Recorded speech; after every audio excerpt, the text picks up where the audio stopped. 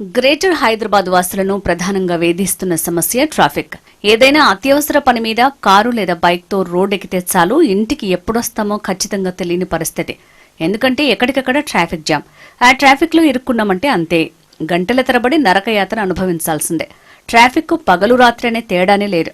ఇలా ట్రాఫిక్ ఉన్నప్పుడు అక్కడ పోలీస్ అనేవాడు కనిపించడం, ఆ రద్దీని పర్యవేక్షించాల్సిన అధికారులు అటువైపు కన్నెత్తి చూడనున్న విమర్శలున్నాయి.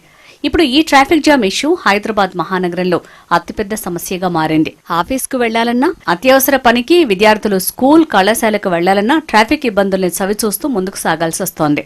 గతంలో గ్రేటర్ పరిధిలో నిత్యం 25 లక్షల వాహనాలు రోడ్లపైకి వచ్చేవి.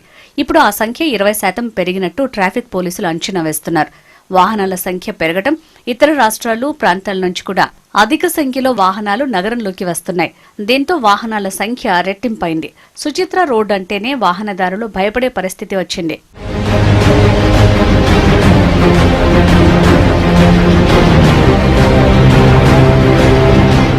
ఒకప్పుడు సుచిత్ర నుంచి మేడ్చల్కు రాకపోకలు సాఫీగా సాగేవి.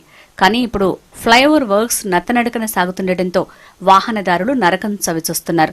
బోయిన్పల్లి సుచిత్ర సర్కిల్ ఫ్లైఓవర్ పనులు 2022లో ప్రారంభం కాగా ఈ ఏడాది జూన్ నాటికి పూర్తి కావాల్సి ఉంది. మొత్తం 51 పిల్లర్లకు 47 పూర్తి కాగా సుచిత్ర సర్కిల్ వద్ద 4 పిల్లర్ల పనులు మొదలే కాలేదు. ఆ పనులు పూర్తయ్యాక వాటిపై వయాడక్ట్ నిర్మాణం చేపట్టాల్సి ఉంది. అప్పటి వరకు ట్రాఫిక్ కష్టాలు తప్పేలా లేవు.